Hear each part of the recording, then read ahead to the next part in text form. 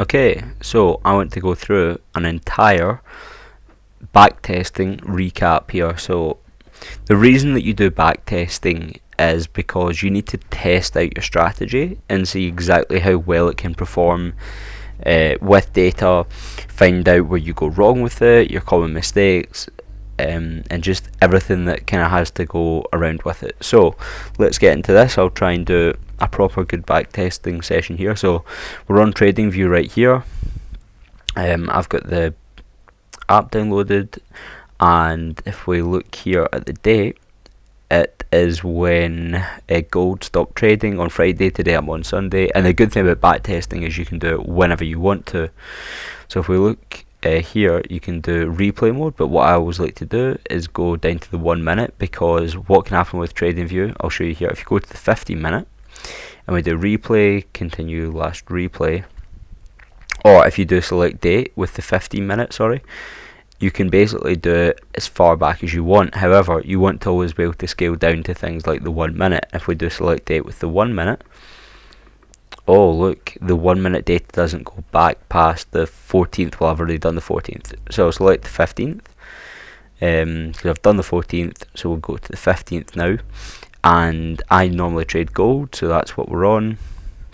What you can do as well is, here's like the two pairs I normally have marked up, and then I just go on another one, and I'll get rid of that, and we'll go full screen to make it really easy. And right now we're on the 1 minute, in fact, so what I'll do is I go on the 15 minute. So what you'll do now is, whatever your strategy is, you should have like a time to trade it and know what your strategy is, or if you've looked up a strategy online, you follow that. So my strategy starts at 6 o'clock. So if we go, this is it on the very beginning of Tuesday.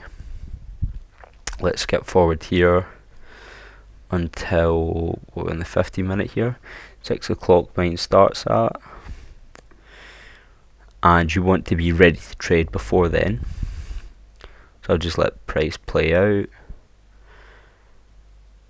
Okay, nearly there. I could speed this up, but I like to do it quite slow. Right, okay. So there we go. This would be me starting the day here. And what I always like to do is have my bias mapped out for the day. So for me, I like to get my swing high and my swing low. So I can see here already, this is how I mark up every chart. Bullish break of structure here, like that. Swing low down here. And then we've not had the significant retracement. I'll explain as well. So the reason this is a bullish break of structure is because here on the 15 minute is a recent high. You can see high, low, high, low, high, but I'd say these are more internal. This is swing, because on the 15 minute you can see that that's quite a significant one, and then this candle has closed above it. Not, see how I didn't mark it out as here, this only wicked above it on swing structure. You need candle closure. Then if you look along this line and you went down, what is the lowest point that led to this this break of structure here? Well, it'll be that candle there. Then we need a significant retracement. I would normally say about 20-30%. So you've got this entire from the bottom here to the top here, so you'd maybe be looking for something around that. Well, that's actually quite a lot. Even that would be enough for me to say, yeah, we've established the swing high. So what I'll do here is just let price play out. Okay, definitely came down a bit. Yeah, maybe if it goes down a little bit more.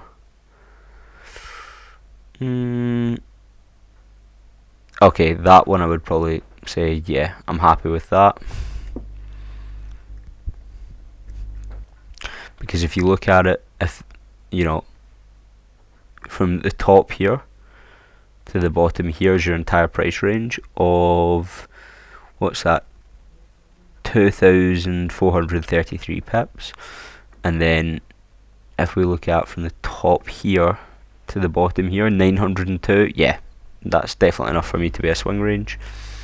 So that would now be my swing high, would be established at 9 o'clock, yeah. So that would basically mean that I wouldn't be doing much trading for the full start of the day here, which is Just unfortunate, it is what it is. But at least now we've got our swing high here. Then once you've got your swing high and your swing low marked up, I've done that almost to the next day, and notice I'm doing this on the 15-minute because I scalp.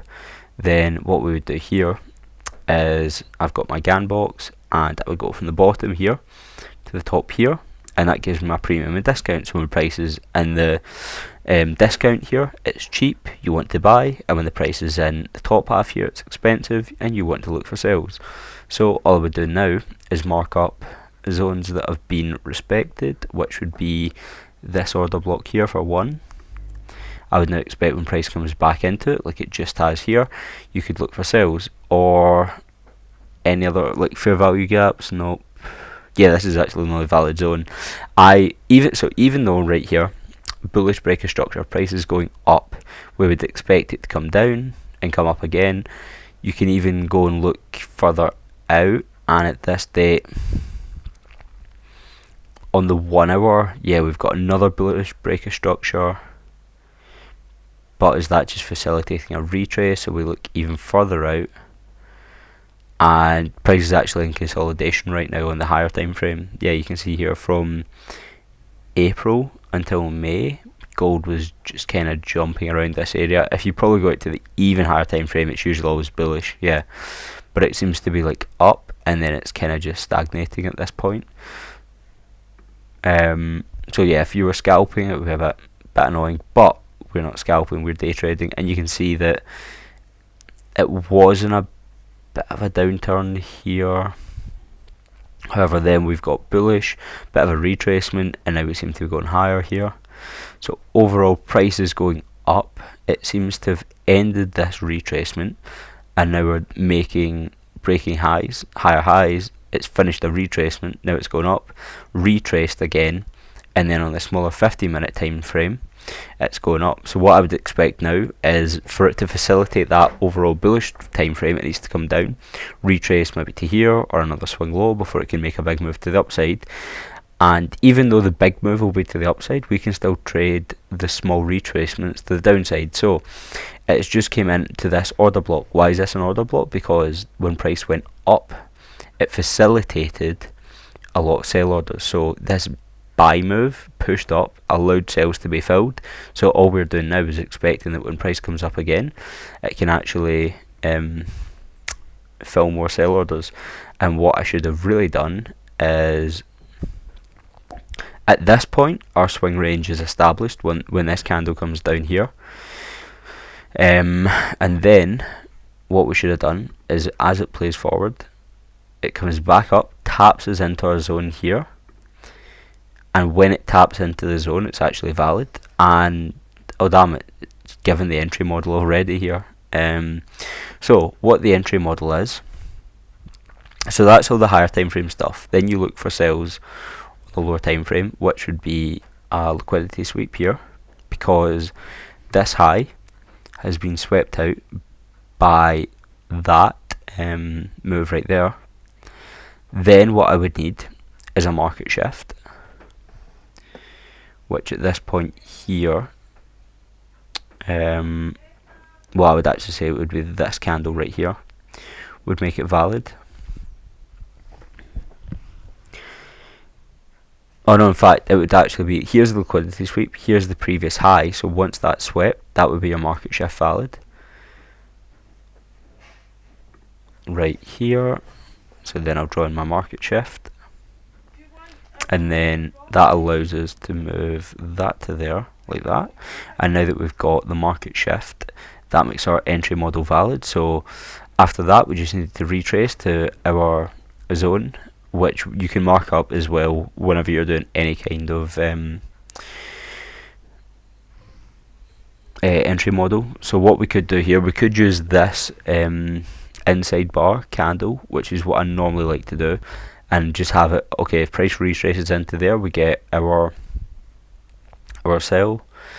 Then I like to turn off the magnet here, so I would always place it the candle after, like this candle confirmed our market shift, and now this candle would be your sell. So you now have a couple of options of what to do here. So all I've done here is place this behind the zone. You could also place the stop loss behind this high, which I feel quite confident in doing. Then for your take profit, but notice how placing it just behind the zone here, I had to move my take profit up. Now you could leave that as 1 to 3, which I do quite often. Another thing I like to do is target previous highs, or lows in this case, which gives you quite a nice trade, because you don't know how far price is actually going to retrace here. And in this case, this would be me. I'd have the trade complete. You can use different zones as well. Like you could use the extreme, so this up order block you could have, and you could even put it behind the zone there. So if you went from like here to here for your stop loss, and then you're getting a 6.15 reward. Another thing I've done as well is I've put I do a sell limit rather than a sell stop. Or sorry, I do a sell stop, so that when it comes down and breaks market structure here, it would tap you into the trade, because I find a lot of the time on gold it doesn't always retrace. But this is something, again, I'm back testing. Another model will be like a flip and sweep. Just a sweep, and then fair value gaps as well. But this one, inside bar, I feel pretty confident. So now all we need is this candle come up, tap us into the trade, and then see what happens. I'm targeting previous lows, and then let's see what happens here. Okay, come up a bit more, tapped us into the trade, and we're stopped out. Damn. Yeah, so you would have to journal that now and just be like, yep, got stopped out. And the reason that happened is because you can see here price is creating almost double highs, which is a big sign it's going to retrace into your zone. Sweep that liquidity, because what's happening here is below lows are sells. So if the market wants to eventually move up or down, it has to then come down, sweep these lows, and then it can come further up. So it swept them, that was able to push it further up, and then it will come down usually after it sweeps that liquidity. Yeah, so at this point here, it's swept this liquidity down here. This will then allow the market, because you can see here's your low, which, if I've not ever explained liquidity really well, it's a case of, like, you've got your low here of, yeah, the market came up, created this low, and then when people thought that the market was going up, they'll get in for buys after it goes above that high. Exactly what I was talking about for sales. So they've got in for buy orders here, stop losses below lows. What are stop losses if you've got buys here? That is people who have got sells. And then also when it was going down here, people would do sell limits below here. So you've got sell limits from people trying to short on the downside, saying basically if it goes below here, you get your market shift to the downside, enter in for a sell. Then you've also got people who are buying in as it goes back up after it crosses there with stop losses, aka when you're in a buy, a stop loss is just a sell.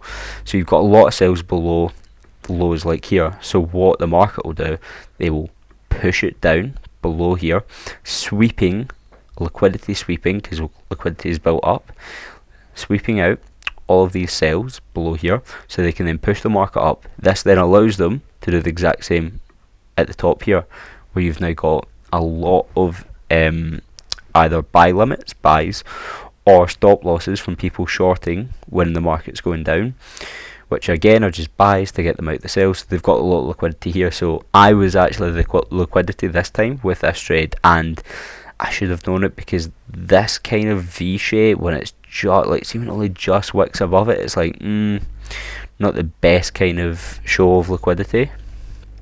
Let me just get rid of all of this stuff, and what you'll probably find now, this has swept this liquidity here, only for the market to just make a big move to the downside. Let's see what it does here.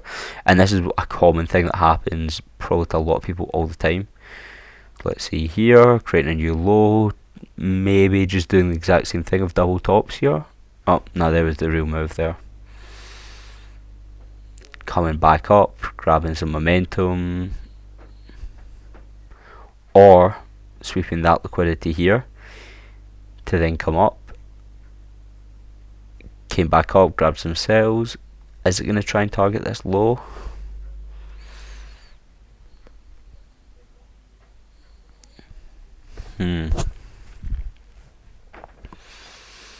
Again, it's just coming up, grabbing sells, going back down, hitting a lot of resistance, coming back up again. You might find it does this for a while until we hit New York session. Need to see what the market does here.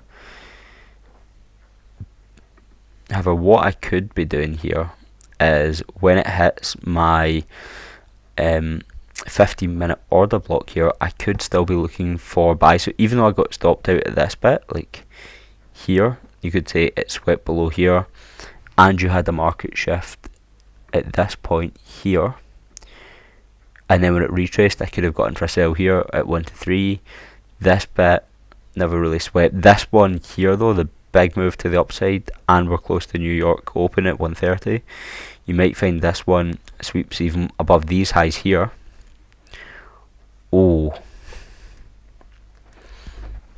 okay, this is one I would definitely be looking at getting into now. Reason being, if we look at here, liquidity sweep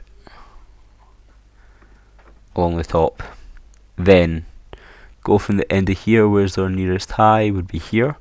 If we get a market shift, you could go in for this. Right here, market shift like that. Then currently I would be going off of that inside bar. Flip zone from here to here. That's create my current zone, just see what price does. Okay, moving up here. Might try and sweep new liquidity on this again. This is why you always wait for a proper market shift. New liquidity sweep, yep. Oh, okay, that's a lot better because that is quite a wide range for like a 1 minute liquidity sweep. But now, at least here, if we go to this bit, okay, here's a liquidity sweep here. Go back from it higher, because this is fractal structure now, so you just go for the nearest high. So is this one higher? Yes. High, lower, lower, lower, lower, not lower. So that's now for your market shift. You need it to go above here, and I can get rid of this zone. So if it goes above here, this is where we'll be trading from. Currently, I would be marking up this order block here, this up move, as my extreme zone. This will be my flip zone when it comes up here, and just keep playing price forward. Come on, down. Right, okay. I would actually now, so at this point the trade is valid. I would be trading off of this fair value gap, which is like that. And the way you mark out a fair value gap, you need a candle where the candle before it comes into it, and the candle above it also comes into it, and you think it's like when it comes in here, there's a lot of sell orders that haven't been filled yet. So you'd expect price to now go here, come into it, and then shoot down. So I would now put on a sell order at this point.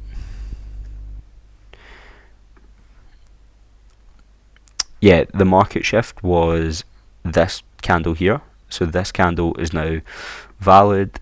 I would put this just behind the zone, as I think it's this fair value gap will be protected. Again, I could do 1 to 3, which would be here, which you're more than safe to do, or target these previous lows or the day's early previous lows, and I think this is the move that's actually going to be a big one, so I would go for that move right there. Let's see if I get tapped in and see what happens. See if my prediction's right here. Okay, coming back up. Again, just need a bit more of a retracement back into the zone. Okay, still not tapped in yet.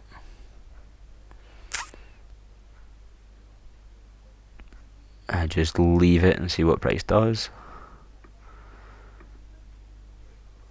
That might have been our candle there, and we were just a bit off.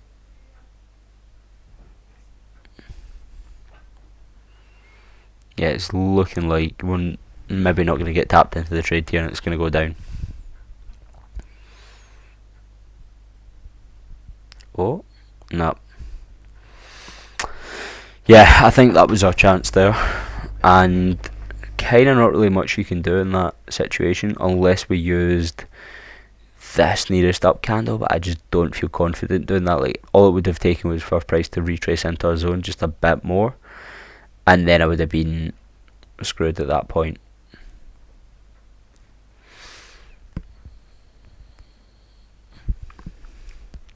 Yep, and that would be TP there. Damn, that is really annoying. Yeah, I don't think there's anything I could have done here. Sorry, I should have had market shift there. It's valid at that point. Comes back in, nearly taps us into the trade. Yeah, so you can see that that would have been a pretty annoying day here.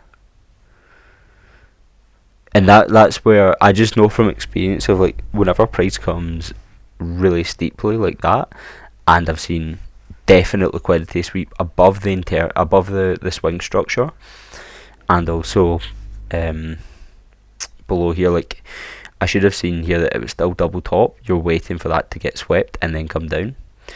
So that was the real liquidity sweep here, but you can see that because it never swept out these highs over here, it didn't have the momentum to actually move the market, whereas this one came, swept out everything here, created a new high, which induces people to, just like me earlier, where if I went, oh, that's been swept, or yeah, really that was swept right there, but not that high. You normally need a certain high to be swept, and you can see here it ends up being that, like, the market just does the same thing over and over again. Like, this sweeps here to then push it higher, and then that allows it to come lower to actually sweep these out to then come higher, and then it's still got enough momentum tapping into a fair value gap here. Like, you can see it's the same stuff over and over again, because, like, from here to here we've got a fair value gap, taps into it, comes back up, back down into another fair value gap, gives it the momentum to come up, and then pushes all the way down.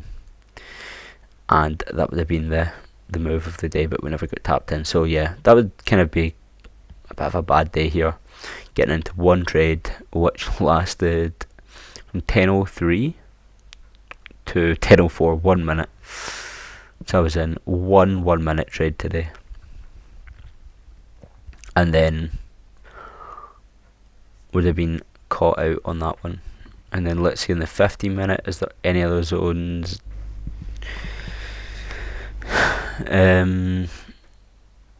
Fair value gap down here I could trade from if it gets to, from like here to here.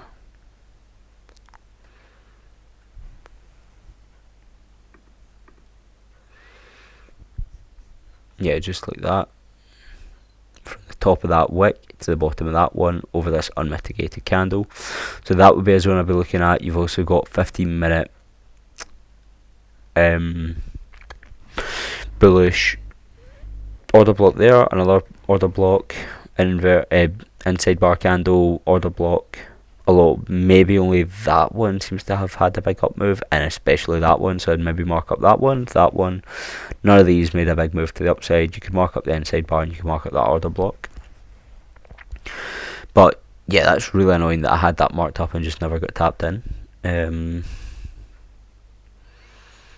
Could have had that being your liquidity sweep here as well. Yeah, because that was the most recent low that got swept, which would still make that the market shift, and then you would still be either looking for it to retrace to your extreme,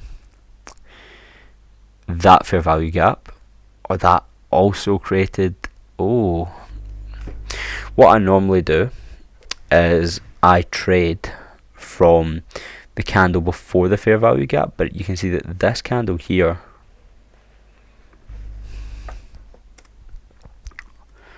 also created a fair value gap, and I don't usually trade from that. but maybe I will, because I quite often find that I get not tapped into trades, but when it's the candle that makes the fair value gap, it's still so steep like that, and it's one. Oh my god, that would have been perfect.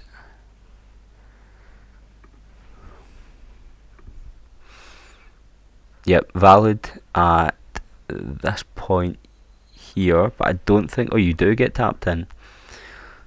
And this is where, look at that kind of entry. Oh, damn. So there you go. And then targeting that previous low down there. What kind of trade is that? A 1 to 17 trade. So there you go. You can see that my entry was just a little bit off, but there we go. Got tapped in. Stop behind the zone. Otherwise, if you wanted a really protected stop, you could do it there, and it's still a 1 to 3 trade. But if you're willing to risk a bit more money, look for really good trade setups. And then as far as other previous lows would be, that would be what your next significant one. I mean, for me, I'd be happy getting out there, but that's you going for a 1 to 27 risk to reward trade. Let's see what happens here. Nope, not quite yet.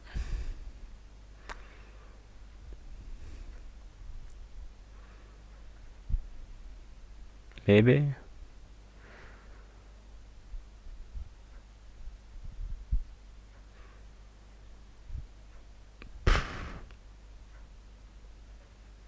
Oh, come on, come on, it's right there.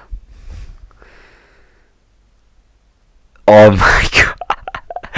Yeah, well there you go then. There's from backtesting, learning what works, what doesn't, just from using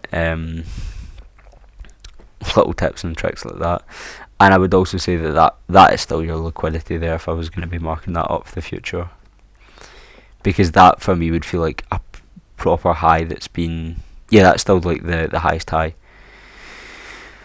So there you go. You would have lost, if I was trading £100,000 funded account, I would take one trade like that, risking every time I risk 1%, which would be 1,000. So you'd have lost 1,000 here, and then the next trade made 27,000. Like, cannot make that up. The first trade lost 1,000 in 1 minute. The second trade from 11:26 until 13:16. There you go. 1:15. You would have made that much, and this is just me backtesting now. That's not even how I would normally trade, but I'm actually looking at doing that going into the future, and I'll need to now compare with using the fair value gap on the candle that just about broke the market shift before the market shift, or now the one after breaking the market shift, or the one that actually gives you the market shift. Because another entry model of mine is actually on the mitigation of when it breaks the market shift, when it's such a steep one like that, especially when I'm convinced that it's going to be that candle. Like this one here, you could have maybe tried to target, but the only reason I actually tried to go for such a low level here is because I saw that it swept out the higher time frame liquidity on the extreme. But yeah, for me that would be honestly absolutely insane. 27 grand to make on a funded account, like with one trade just on one day. Like, oh my god. So now the fun bit is not that. You need to journal all of your setups. So if we go XAU USD, pair, gold, setup. So we'll journal the loss first here,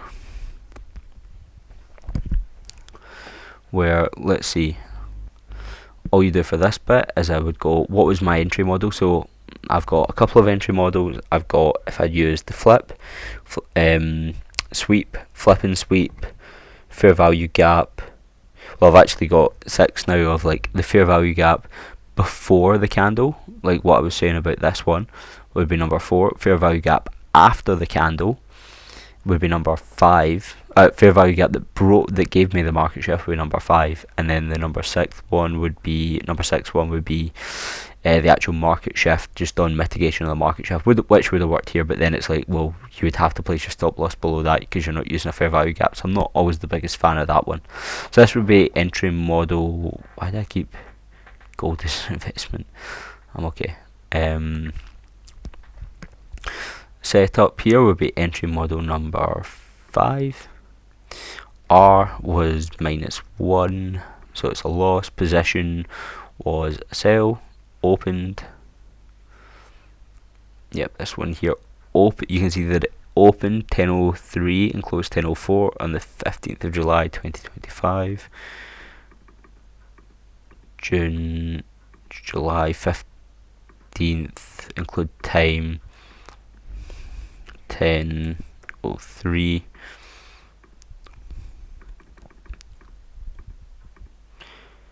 Of July at 10:04. It was open 0 Tuesday. Now the higher time frame stuff. What I actually quite like to do here is minimum stop loss size. I wasn't trading with a minimum here, but if I did, you can see that would have still got tapped into that trade. But then because I was targeting previous structure, let's see how 1 to 3 would have worked out. Yeah, this was a loss no matter what I was doing. You extend that out long enough and we're just losing there.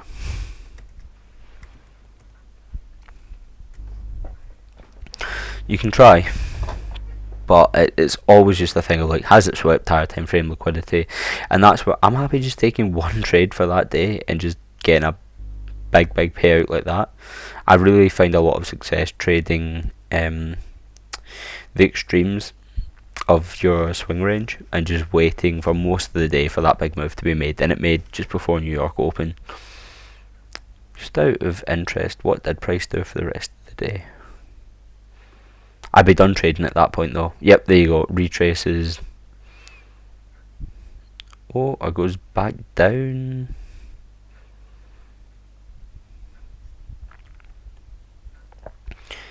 Yeah, so what, you could have targeted that low. Oh damn, it went the full swing range and then gives you, is that breakage? I'm saying that's probably liquidity sweep. So there you go, you could have even targeted that entire swing range here, which would have given you a 1 to 53 reward trade. That is insane. That is unreal. From 11:26 in the morning until 14:26, exactly 3 hours. 3 hours to make. Oh my god! I can tell you right now that I would have been so annoyed though. Like, see if I'd seen price down here, and then it had retraced up to there, but it's just going back up to grab more sell orders, and then bet you that's half one. These candles here. Yep, knew it. News. But it still comes down afterwards. That is insane. That is the exact kind of trade you want to get into. Like, oh my god! Like I didn't even mean to show it. Like I didn't know what was gonna happen on this day, so it's kind of cool to see that the strategy can work and stuff like that. Of you take one loss and then one win can absolutely get the most insane entry to get you back in. But anyway, yeah, back to this stuff of higher time frame on that losing trade for the 15-minute. Let's look at, and I like to always get in my breaker structure, and then I'll usually go full screen to make it easier as well. So we get the breaker structure in here. Screenshot that. Copy it. Oh, that's OBS, wrong thing. And then we didn't have a minimum stop loss size, and then I get my back testing template, higher time frame narrative, put that in. Then if we drop down to the 5-minute here for the loss, and this is to show usually zones and stuff that I've marked up, so you can see here, I think, was this on the 5-minute we used for that one? Maybe. Oh no, you can see it was still in the 15 minutes. So we really didn't use much off the 5 minute here. Sometimes I'll refine zones and stuff down, but not this time. Medium time frame here. Then lower time frame execution, which is always for me the 1 minute.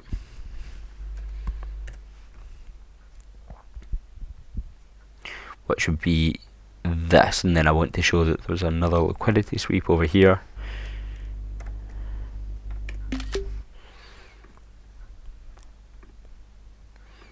Copy. If I can actually go to the right place. Okay, trade management, and what I put here is, nope, not avoiding tilt, this of why did I put my stop loss here and why did I put my take profit here. So, oh my god, I'm probably the worst at this ever. So stop loss placed behind fair value gap generously, is that how you spin that? Yep. Because if I was going to be really tight with it, I would have put it like here, but it is what it is. It just means less risk reward. Look at 6.15 ratio risk to reward. If you get that stop loss in, it becomes like 8. So that's the advantage of that tiny little bit of a stop loss. Of, you know, even this trade here, it's, what is it at this point, 53.12 risk to reward ratio, and it's like if you can just get that even in a tiny little bit more like that, 1 to 61. If you're risking £1,000 on a funded account, you've just made yourself an extra, what would that be, 8 grand by having that stop loss just a little bit tighter. That is unreal how that works to me still. But this is where backtesting can make you a lot more confident, because you're easily able to go, what would it have done? And it's like, I already moved my stop loss here, or, you know, I had it here and then I went, oh, it worked, move it here, move it, like, you know what I mean? If we actually go back in time and look where I thought the trade would go to, I'd have got out here, which would have been, if we move the stop loss back to where it was, which I think that is, yeah, 1 to 53, and then we move that to there, 1 to 12, which is still an absolutely amazing trade. Like if I actually hit a 1 to 12 trade, I think I'd be pretty happy at that point. Yeah, that's targeting that low. And I'm just thinking here that I need it to be absolutely some extreme zone or whatever, but that for me would still be a pretty good trade. Lose 1 grand, make 12. Not a bad day. Yeah, so keep going with the back testing. Oh, and the most important thing as well, put an X. If you lose, put the loss in. Stop loss placed behind the fair value gap generously, and targeted previous low, giving 1 to 6 trade, and set and forget. What that means is that set and forget is basically, once you place a trade, you've got your stop loss and you've got your take profit, and you don't do anything else. You just let it play out, and that's it. So lessons: never waited for the time frame liquidity get swept. Meant never came down much. What else could I have said? Like,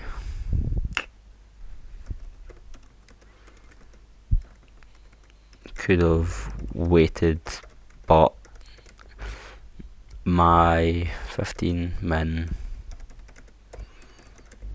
was right and all market mint was good, just bad execution. Okay. So that's pretty accurate of just all I needed to do was wait for that other trade and it'd have been good. Now we'll do another one, which was the big winner there. XAU, USD. You can name them whatever if you want. Tick, pair, gold, setup. That would be number 5. Oh my god, I keep going on the wrong one. Let's see here. Down, yeah, 4 would be this or fair value gap. 5 is that order block, and I can't even find it. Yeah, 5. Risk to reward. I'll go with my first prediction because I don't want to skew the results here. Like, that's what I thought I could get, 12.88. And you can see here that if I'd have set my, see if I'd have done like a moving stop loss and I'd have moved it up, so like once price gets behind there, if I'd have then moved it up to like 1 to 3, well, if actually I'd have moved it to 1 to 3, it'd have been good, which is kind of insane when you look at that, of let price move in your direction and then just move it to 1 to 3 and then let it do its thing with targets at the swing low. Like, it'd have been good. 3 out, like, I'm telling you though, with the way I trade at the moment, I would come back and enter a sell or like get out of the position early when I shouldn't have. Yeah, so we'll go for what was it, 1 to 12. 12.88. Status win, position sell, opened on 15th of July 11:26. 15th July, include time 26, and it closed on 15th of July 12:22.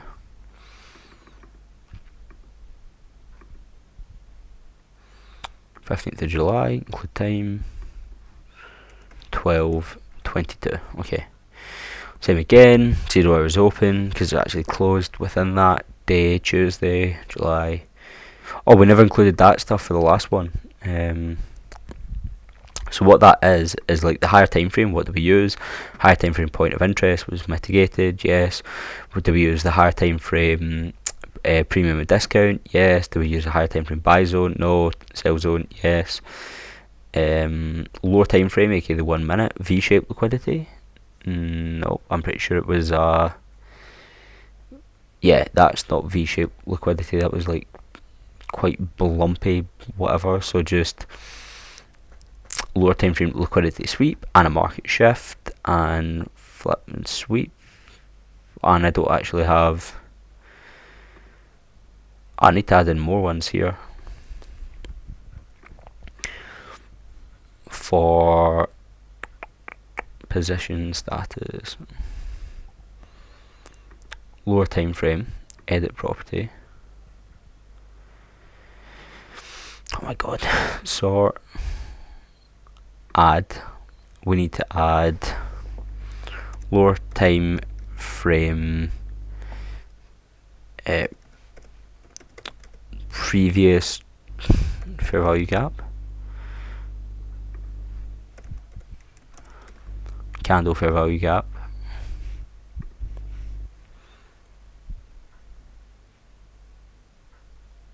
did that not add?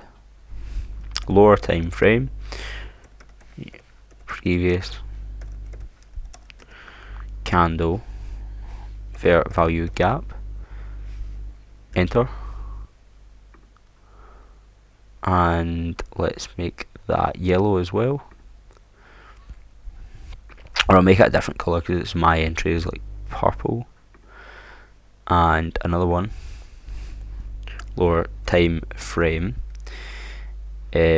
market shift candle fair value gap. There we go. And I'll make that one purple as well, because they're my two contributions, and then they can go lower time frame previous candle, flip sweep, that would be number 5, that would be number 6. So there we go. Here, back to this one, I can now change this for lower time frame market shift candle fair value gap. No, that was my inside bar, which would just be my extreme. Lower time frame extreme. Medium time frame.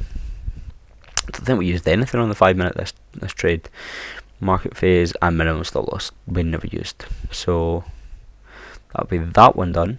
And then if we go back to this one again, what do we use here? Higher time frame point mitigation, yes, premium discount, and the sell zone. Then the lower time frame, was it V-shaped liquidity? What I need to do, swap these about, because I always think that they're like the other way around.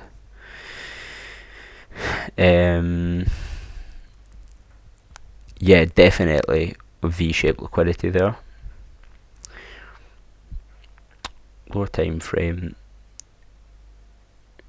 V-shaped liquidity, well, V-shaped liquidity sweep, normal one, market shift, and market shift candle fair value gap.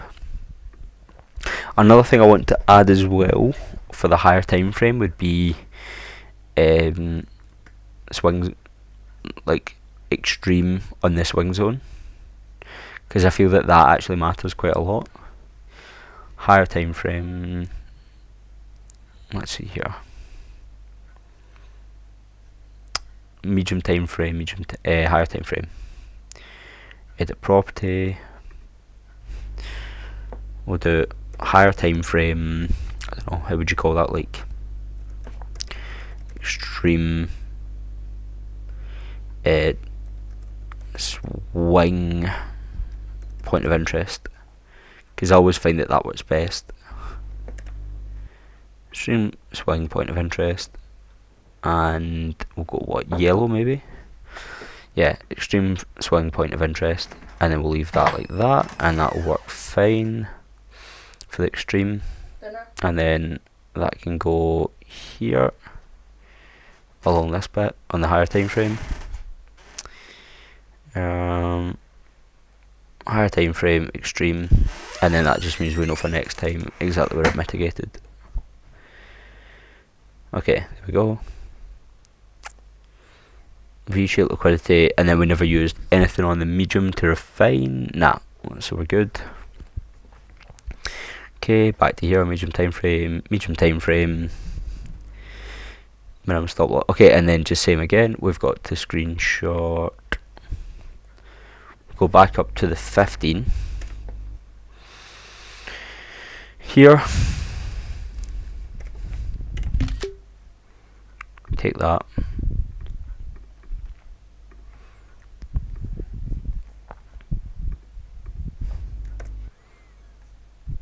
medium, which for me is my 5, which I never really used, like that.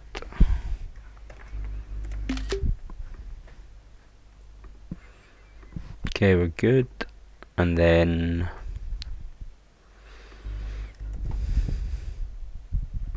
lower time frame here, we're down to the 1 minute, and that is just so we can get the execution here. Okay, nice.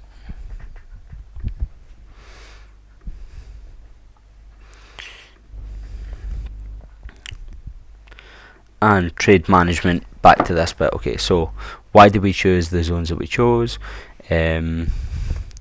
Put stop loss just, put stop loss medium amount behind the zone, could have been further, or could have been closer in and targeted, if I can write targeted right, targeted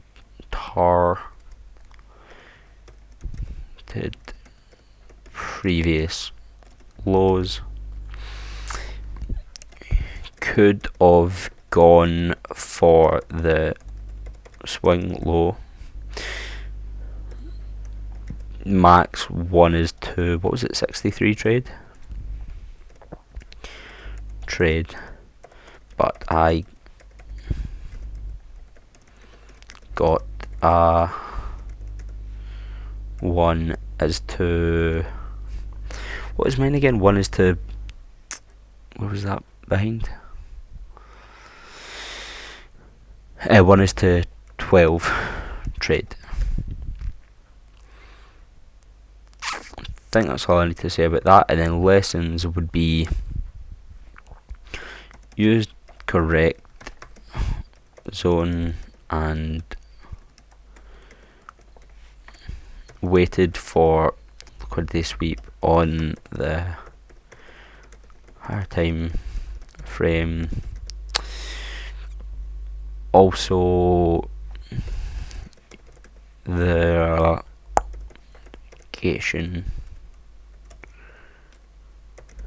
fair value gap, and this allowed me to get into the trade. Need to see how my motions would be doing this IRL or for real, as when testing it's significantly easier, as I can speed things up and think clearly. Something like that, where yeah, it is more than likely easier here, because I can be like, oh, and also I'm looking at it from afterwards, and I can be like, okay, if I even just had that, just behind the zone, I can see how perfect I could get my entries. Or if I got that right on the edge, and then we targeted the exact bit of the swing low down here, and it's like, oh, wouldn't that just be perfect? And then it gets me out exactly, at 25 or 26 or something like that, and it's a 1 to 69 trade, and it's like, oh, nearly 70 grand, and it's like, is that ever going to happen in real life? Am I honestly going to be like taking a trade like that? Risk £10, make 700. I mean, that'd be a pretty cool day. But it's just good to know that amazing trades like that are out there, and my strategy has shown me how to take them exactly like that. I'll just need to see what actually happens in real life, if I'm able to take them, whatnot, yada yada yada. But hopefully that's actually helped for a whole session on backtesting. I don't think I've actually been backtesting for that long, and it can be relatively quick and painless to do it. Put on some music, and now you should be able to start to build out